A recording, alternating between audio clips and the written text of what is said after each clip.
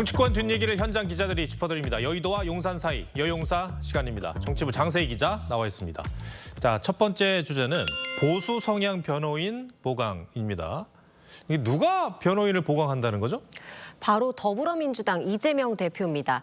모레 1심 선고가 예정된 위증교사 사건부터 최근 검찰이 기소한 법인카드 사적 유용 의혹까지 이 대표가 받아야 할 재판만 모두 5개에 이릅니다. 그런데 지난주 공직선거법 1심 재판에서 징역형 집행유예가 선고되면서 변호인단을 보강하기로 했는데 특히 보수 성향의 변호사 선임도 검토하는 걸로 파악이 됐습니다.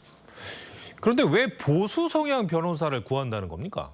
이 대표 측 관계자는 보수의 시각에서 전략을 다시 짜야 하는 상황이라며 재판에 대한 영향력 측면에서도 어느 정도 차이가 있을 것이라고 전했습니다. 다음 주 초쯤 공직선거법 2심 재판부가 정해지면 그 성향에 최대한 맞춰서 변호인단을 구성하겠다는 계획입니다. 현재 이 대표 변호인은 사건당 서너 명 이내로 확인되는데 선거법 사건은 일단 2명 정도 변호사를 추가한다고 합니다.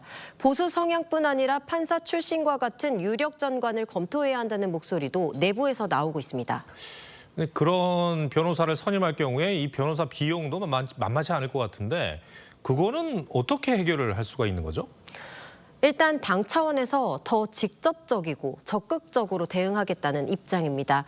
공직선거법 사건의 경우 단순 이 대표의 정치적 명운뿐만 아니라 민주당이 대선 때 보전받은 선거비용 434억 원의 반환 여부도 걸려있기 때문입니다.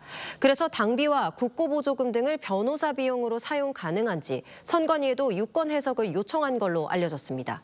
근데 그렇게 당에서 지원을 하게 되면 법적으로는 문제가 없는 겁니까? 아직 선관위의 최종 해석을 기다려봐야 하겠지만 민주당은 선거법 사건이 고의적인 부패 혐의가 아닌 데다 당이 당사자가 된 만큼 지원이 가능하다는 입장입니다. 다만 국고보조금을 직접 쓰는 건 까다로울 거란 전망이 나오는데 정치자금법에 따라 국고보조금은 인건비나 공공요금, 정책개발비와 같은 용도 제한이 있기 때문입니다. 네, 알겠습니다.